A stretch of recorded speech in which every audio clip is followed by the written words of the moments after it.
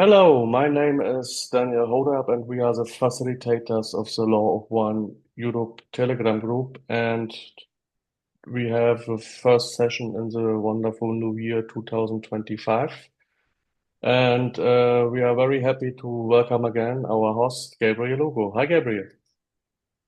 Hello, Daniel, everybody. Happy to be in a new environment as well as you, as we were talking. So, new year, new house, but same old law of one. We actually ended up in the middle of session 20, and we're going to continue there. Um, we we kind of did a good switch between the second density conversation into lifespan and other topics, which um, are in the last call that we did together. So I think I ended on question 25. And now we're going to go into question 26, which takes a little shift. Now we're talking about the cycles. So we're going to start from there and discuss the remaining of the session is all about the first couple of cycles, graduation, some of the influences that happen in the early cycles by Orion. Uh, we'll talk some about that. And that's basically it. We're going to wrap it up. I don't think this is going to be too long. I don't have much juicy information to share here, so we'll have maybe more time for open conversation. So 26 is the question. Yes. So question 26, Don is asking about the first major cycle. He says, now back in the first 25,000 year period or major cycle, what type of aid was given by the Confederation to the entities who were in this 25,000 year period so that they could have the opportunity to grow? So in essence, what was the help that the Confederation offer to the first entities of third density in the first major cycle, which is 75,000 years ago to 50,000 years ago? Ross says the Confederation members, which dwell in inner plane existence within the planetary complex of vibratory densities, worked with these entities. There was also the aid of one of the Confederation, which worked with those of Mars in making the transition. So, two types they reflect here. The first one is those in the inner planes, which to me are sort of mixed with the planetary vibration. Don't ask me how that works, but it's within, let's say, the collective consciousness somehow. And then there was the other type, which, uh, to my understanding, is those of Yahweh, because those are the ones that work with the transition of Mars. So they continue and say, for the most part, the participation was limited as it was appropriate to allow the full travel of the workings of the Confucian mechanism to operate in order for the planetary entities to develop that which they wished in, shall we say, freedom within their own thinking. It is often the case that a third density planetary cycle will take place in such a way that there need be no outside, shall we say, or other self-aid in the form of information. Rather, the entities themselves are able to work themselves towards the appropriate polarizations and goals of third density learned teachings. So if you read the second paragraph that I just read, or the last paragraph, and then the second to last, you see that um, there's a lack of necessity to intervene with the development in third density at the beginning because there is an allowing of evolution as it's supposed to happen to take place. So they're leaving everything to develop as it's supposed to be. Um, this makes sense to me in a very abstract way, which I hope I can I can share, which is that imagine a third density entity that is just beginning to grasp uh, the surroundings, the new vehicle, everything. It's a new experience basically for the planet itself. Just look at it as a planet. The planet is seeing itself for the first time through the eyes of third density. There will be a period of time of adaptation and development of interaction between entities and all of this. So that's the sort of development that I see that should occur naturally without any intervention. And it makes sense. Um, Based on these developments, there may be new opportunities or opportunities may open for the influence of higher information to be shared, which is really what they're saying here, right? There's a part where they talk about information.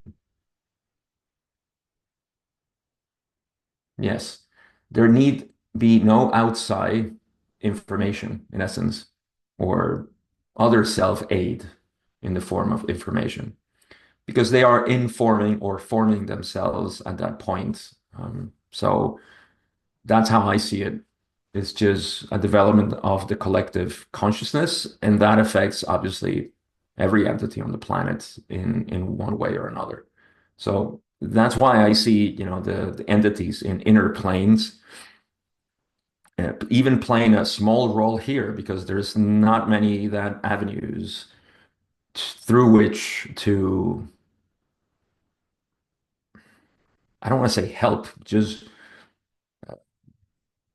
and not interfere either, but just yeah, contribute, probably the best word, contribute to some bias, which is obviously of polarization. Eventually, these avenues start to open as the entities evolve and develop their own biases. So it's almost like a new playground for third density to happen. So let's see what they develop. And through that development is that I feel these influences can have an impact. And I think this idea of mine is sort of supported with one of the Q and A's when they talk about the Eastern Island heads, the stone heads. But we'll get to that. Question 27, Don says, I will make this assumption then. If maximum efficiency had been achieved in this 25,000 year period, the entities would have polarized either toward service towards self or service to self or service to others, one or the other. This would have been made, or this would have then made them harvestable at the end of that 25,000 year period of either service to self or service to others type of fourth density, in which case they would have had to move to another planet because this one would have been in third density for 50 more thousand years. Is this correct? So, to summarize this question, in these 25,000 years, if the planetary population would have fully developed polarization and graduated to fourth density, then the planet for the next 50,000 years would be vacated, empty. Uh, is that correct? Ra says, let us untangle your assumption, which is complex and correct in part. The original desire is that entities seek and become one. I think this is the best part we're going to find in this whole reading we're doing on the session. The original desire is that entities seek and become one. That's it. Evolution, right there in one sentence. All entities seek and become one. What's the purpose of seeking? Becoming one. If entities can do this in a moment, they can go forward, or they may go forward in a moment. And thus, were this to occur in a major cycle, indeed, the third density planet would be vacated at the end of that cycle. Makes sense. Pretty logical. It is, however, more toward the median or mean, shall we say, of third density developments throughout the one infinite universe that there be a small harvest after the first cycle, the remainder having significantly polarized, the second cycle having a much larger harvest, the remainder being even more significantly polarized, the third cycle culminating the process and the harvest being completed. So I guess these are stats of the universe on how third density evolves. First cycle, small harvest. Second cycle, larger harvest, and then the remainder in the third cycle. But it is true that if all entities were to polarize, then they would leave and the planet would be empty of third density. That would be so 50,000 years would go without the need of third density. They didn't answer precisely if they would have to go to another planet, but that's my assumption. I guess the planet, once it polarizes into four density, then it would welcome four density from another planet. Perhaps the ones that left come back. I don't know. Don't ask me that question. I don't know the answer. So question 28, Don says, very good. Then was the Confederation, shall we say, watching to see and expecting to see a harvest at the end of the 25,000 year period in which a percentage would be harvestable fourth density positive and a percentage harvestable fourth density negative. Ross says, this is correct. You may see our role in the first major cycle as that of the gardener who, knowing the season, is content to wait for the spring. When the springtime does not occur, the seeds do not sprout, then it is that the gardener must work in the garden. Beautiful metaphor, talking about the garden that throughout the season, waiting for spring in the first cycle, when they don't sprout, then the gardener must work, and that's the influence or the aid that they provide. Question 29, Don says, am I to understand then there was neither harvestable entities of positive or negative polarity at the end of that 25,000 years? Ron says, this is correct. Those whom you call the Orion group made one attempt to offer information to those of third density during that cycle. However, the information did not fall upon the ears of any who were concerned to follow this path to polarity. In other words, the Orion group found a way to possibly influence the entities at that time, but the entities were not susceptible to this path, the negative path. Question 30. Don says, what technique did the Orion group use to give this information? Ross says the technique used was of two kinds. One, the thought transfer, or what you may call telepathy. Two, the arrangement of certain stones in order to suggest strong influences of power.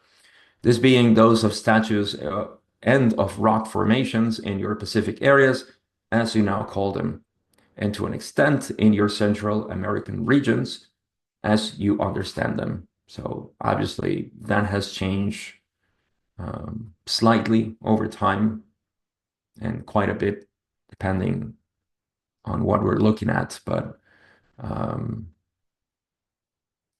that's why Ross says, as you understand them or as you call them. So two kinds again we see in it is telepathy, which is the inner plane influence, and then there is the outer influence of the physical.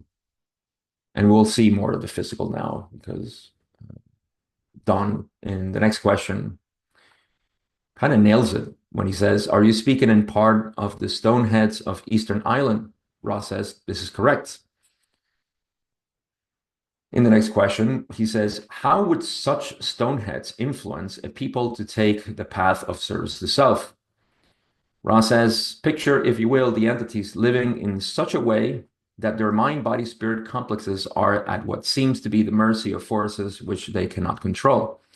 Given a charged entity, such a statue or a rock formation charged with nothing but power, it is possible for the free will of those viewing this particular structure or formation to ascribe to this power over those things which cannot be controlled. This then has the potential for the further distortion to power over other selves. So the way I see this is that having created these um, stone heads, imagine a primitive human that sees such a carving. It radiates power. It radiates, especially at that time when, as Ross says, they were at the mercy of forces which they cannot control. So, particularly weather, right? The nature in general. And then they see this completely strange thing. We can see here's a good way to see how the influence happens in our minds, because there is a sort of bias already in the human mind, which is of wonder, right? Of seeing nature as this wonderful thing and the confusion around it. Seeing something that it's definitely not from nature, that is not all over the place, it's something new, it can provide this stimulation of seeing that there is something powerful. Usually would ascribe it to something greater than them, and we've known for ages that's gods. So the idea that there is a God doing things, this is just my rant on it, by the way. This is my interpretation. But that's the sort of step down influence or stimulus that would make somebody begin to consider the idea of control and hierarchy and so on. So did it have an effect? It didn't. That's what Ross said. But that's what I see. Don asks in question 33, how are these stone heads constructed? Ross says these were constructed by thought after a scanning of the deep mind, the trunk of mind tree, looking at the images most likely to cause the experience of awe in the viewer. So there it is. By you see why there needed to be some development um, for the human mind to exhibit some pattern, right? That would show an emotion or a tendency. And that was, of course, of wow, what is this? So the Orion group, by scanning how the human mind works, they were able to sort of craft this to see if it did some, cause some effect, but it didn't again. Question 34, Don says, well, then did Orion entities do this themselves? Did they land in physical, or did they do it from mental planes? Or did they use one of the incarnate entities to construct these by thoughts? Ron says nearly all of these structures and formations were constructed at a distance by thought. Very few were created in later times in imitation of original constructs by entities upon your Earth plane density. So just like the pyramids, they were constructed by thought, and just like the pyramids, some of them were created by humans as an imitation of the original buildings or statues in this case.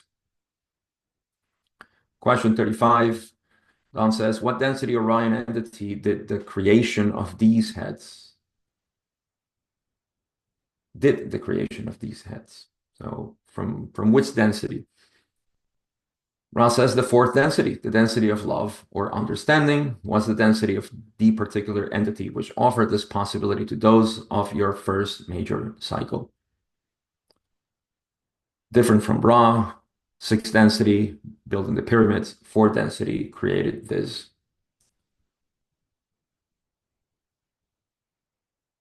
this question answers some of the questions that arise about fourth density being of love and there being negative entities that can graduate to the density of love. How's that possible? Don says, you use the same nomenclature for four density negative as for four density positive, four density negative as for four density positive. Both are called a dimension of love or understanding. Is this correct? Ross says, this is correct.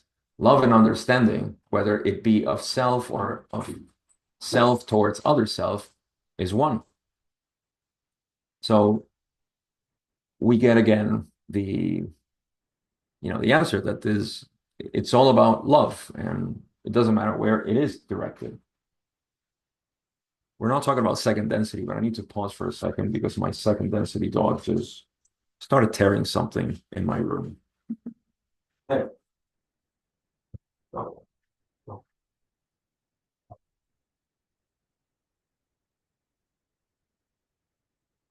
This is the only door in the house that has a handle, and he's able to push that handle up and open the door. So I have to lock myself because otherwise he would open the door.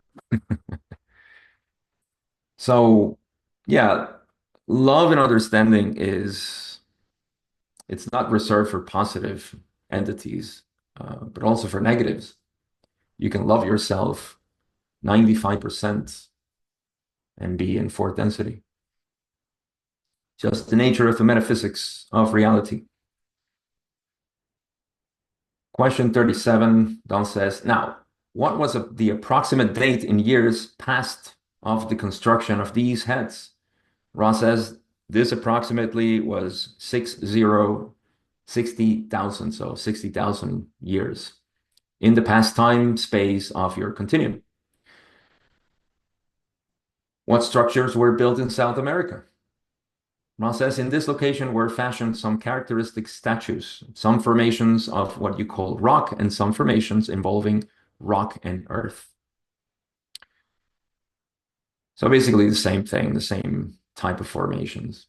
It's like they can play with rock and earth. Don says in question 39, were the lines at Nazca included in this? Ross says this is correct. The rest of the answers here or Q&As are going to be about the lines of Nazca and or the lines at Nazca.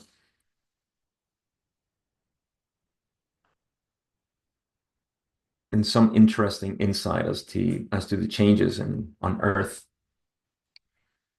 So Don says, since this can only be seen from an altitude, remember the lines at Nazca are huge, huge formations that can only be seen at an altitude or now with a flying machine, helicopter, an airplane or something like that. And he says, what benefit was this if they can only be seen from an altitude?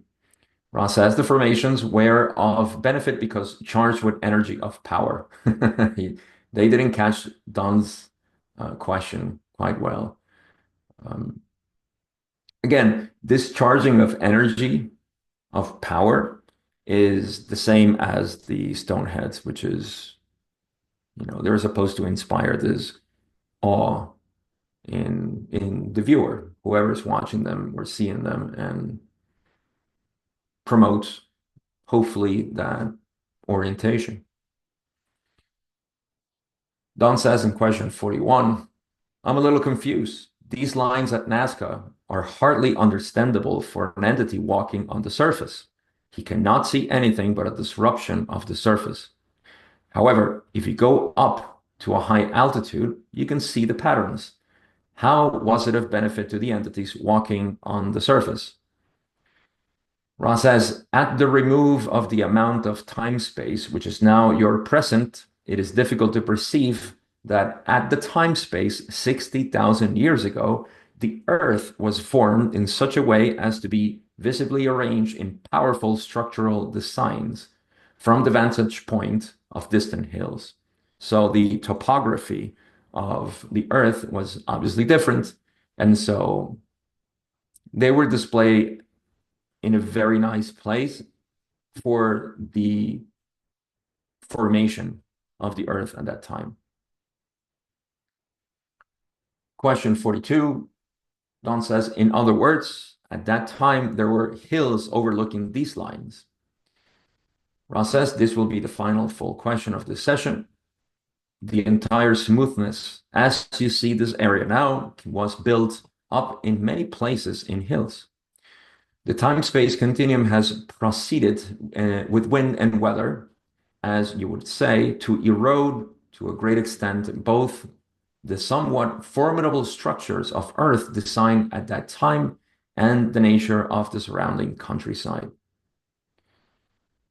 Final question, because Don in the next says, I think I understand then. These lines are just the faint traces of what used to be there. Ross says this is correct. So, yeah, time erodes the earth and things change. So they're now just, what did Ross say? Yeah, they're just somewhat formidable structures that are no longer, they're faint traces, is what Don said. So that's it. That's all we got for today. I did say it was going to be a short one, so that's all we had left. And I'm done. Thank you. Thank you very much, Gabriel. Do you have been in Nazca by yourself? I haven't, no. Okay. So if any of the participants having questions regarding this second half of the session 20, you may ask them now, or also related questions are also not a problem for us at all. So yes, this is a very interesting session as I was just reading it with you together, and it is always about the harvest again, the harvest, the harvest, the harvest, and now we are in the same situation again. The situation on the planet will become also more intense, almost on daily basis, I feel at this moment, everywhere. Anyway, we have decided to be here by this time in this environment, so everybody has a reason to be here. So, anyone have a question? Ursula wanted to ask something. Ursula, go ahead. You have to unmute yourself before you talk. Easter Island is a very remote area. In South America, the Nazca lines are also very remote. So I find it not very, that will not have the areas at that time where many people lived. That would have been an effort to place things there for very few human beings to see it. That is strange to me. Easter Island is very far away from the mainland. So it's just a comment. There must have been other places where more people lived where they could have placed something to get attention. That's my own feeling. Yeah. If I can offer a counter argument, how do we know what the population of the Earth was distributed? Maybe there was a lot of people there, yeah. I don't know how far or if there was Very land hard. connecting there. But yeah, it's a good question. Yep. How many people lived there? Or maybe the civilization there was a little bit more, I don't want to say advanced, but yeah, it had evolved more, this idea. I don't know. There must have been a strategical reason for them to do that. But yeah, The, it's the, it's a the, the pyramids were in a mystery. different place. pyramids in Egypt was a totally different place, I'm sure, because it wasn't an island. There was plenty of water. There was civilization there, so that makes more sense to me. But just the Easter Island, which is very, very far away. But anyway, I don't know how the planet looked 60,000 years ago. Good idea to find somebody, a geologist. Yeah, or maybe there have been on the kind of doorstep where it was of interest to distort them a bit, maybe. Thank you for your question, Ursula. So we have another one from Josh. Josh, go ahead. Yeah, I was just going to comment on that. Just, like Gabriel said, I think 60,000 years ago could be a very different, than we have today. Ra even said in Nazca, the geology and geography was very different. And I heard from this guy, Scott, at the Coming Home, shared a book about the lost continent of Mu, which supposedly went from like Hawaii to Easter Island to New Zealand. And we know that was tens of thousands of years ago. So it may not have been an island back then. It may have had a much larger, country or continent landmass that has since gone underwater. Just a thought.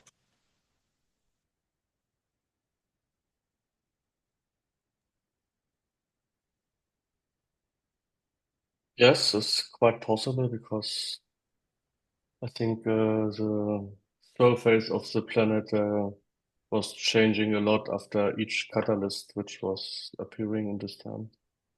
Yeah, possible. Thank you, Josh, for your That would comment. explain it. Yeah. That would explain it. So we have another question or comment from Andy. Welcome, Andy. Andy, I think Andy is frozen at the moment. I think we tackle some internet issues. Okay, then we go to Joe first. Hi, Joe. Sorry, Andy. It was just an observation, really, that about the population. Ra said to Don that they weren't particularly bothered about them distributing the knowledge they were giving them, because just that they were giving it to those three was enough, and therefore maybe the negative entities feel the same, even if there's only a few people who are influenced by the Easter Island heads or the ones in South America. That would be enough. So, I think whether there was a large amount of people or not seeing it was perhaps neither here nor there. Just my thought.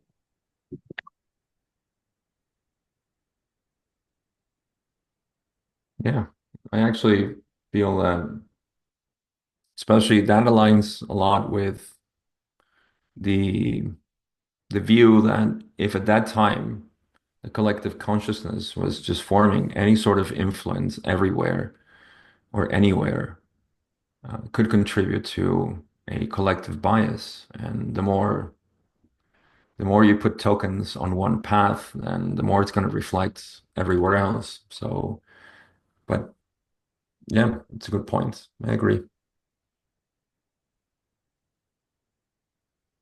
Thank you very much, Gabriel, for the comment. Andy, you want to give it another try? Yeah, I was going to say it's so that the British can't steal them and put them in the British Museum.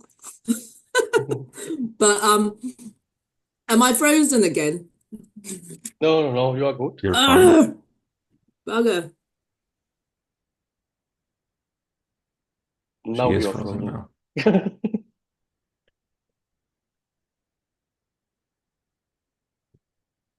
We will not give up. We will wait until Andy can ask a question. I heard her say something. Go ahead. I guess she's frozen now, but I heard her say something before.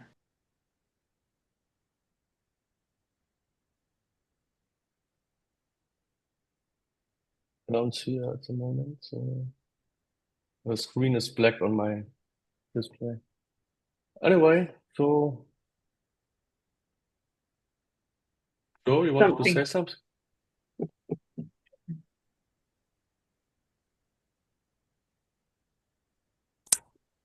Sorry, I Oh, keep Andy. getting.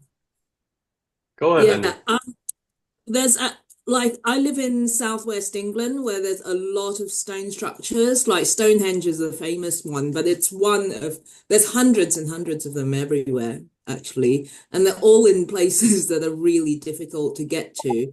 And the theory is that they're built on ley lines, which are like meridian points on Gaia.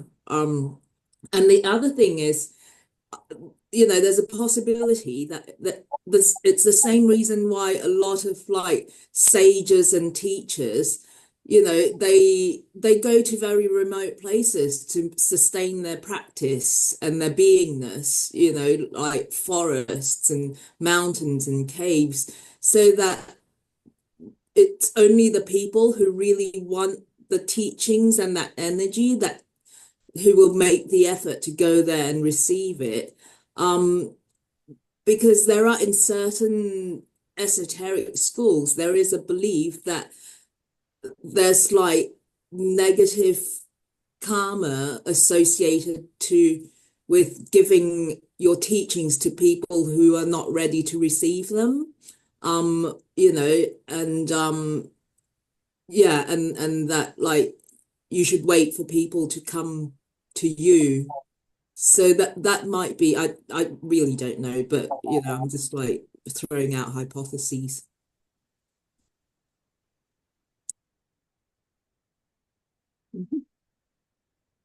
Interesting point. Thank you for sharing it with us. If you ever want to comment anything, or you wanted to give us maybe some closing words if no other questions appears at the moment. Yeah. Um,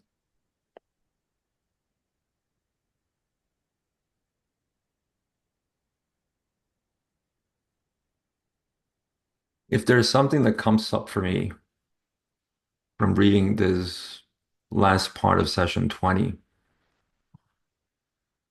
and we can reflect on how it's not entities, it's not really entities that exist and are, individually polarized. Just like they're not waves. Waves do not exist independent from the ocean. Cliche as this may sound, but um, it's a perspective, it's a point of view. But if we see that the primitive mind, the primitive collective mind, was beginning to develop some biases towards polarization, a lot has happened over tens of thousands of years. And the collective mind, in other words, what is accessible, available to us, it no longer needs anything from the physical. It no longer needs anything in particular, no teaching, no teacher. Everything is available right now. Um, I don't think this is a common belief. I don't think it should be a belief, rather. It should be a true understanding that we arrive at, as opposed to continue to base our understanding on beliefs. But everything is accessible right now. And when I say everything, I'm referring to, as Ross says,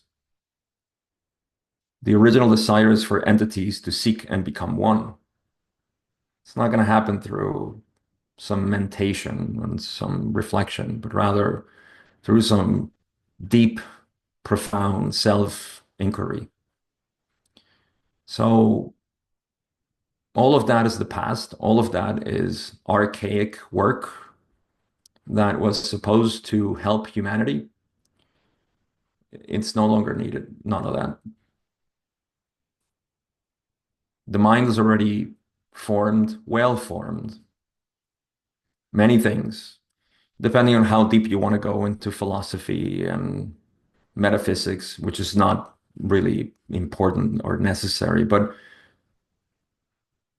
the mind's already well developed. And I'm talking about every single human mind alive right now. Doesn't matter if it came from second density or if it's a wanderer. We're all part of just one collective mind in the planet. So we're ready to stop looking outside for such gross material, such dense, difficult things to try, and just move directly to the heart of being, which is such a subtle, effortless thing to do. And if anything, it's just a good way to reflect on how a primitive mind used to be for humans, and how, despite what a lot of people would say, it's actually not so difficult for entities to seek and become one. It's available right now. It's not in the future, and it's not through difficult means. It's actually the complete opposite. It's never been actually a difficult thing. It's never been, something for ages and ages of preparation and so forth. So I think that was the great finding throughout thousands of years, that we didn't have to battle each other or group each other into amazing civilizations and bring communities up, and all this stuff was a great play. But the great finding was to realize that you don't need anything of that kind. All you need is yourself, and to look inwardly as opposed to outside. So, in summary, we're here or we're there. It's just a matter of changing where we look and bring that inside. Thank you very much, Gabriel. For next week, we will talk about session number 21. Same time, same link. There will be a little bit again about Maldek, our beautiful red planet, and the Guardians. And that is hopefully makes you a bit curious to come over by next week. Thank you very much, Gabriel, for being with us, and thank you very much for the participants, and we'll see you by next week.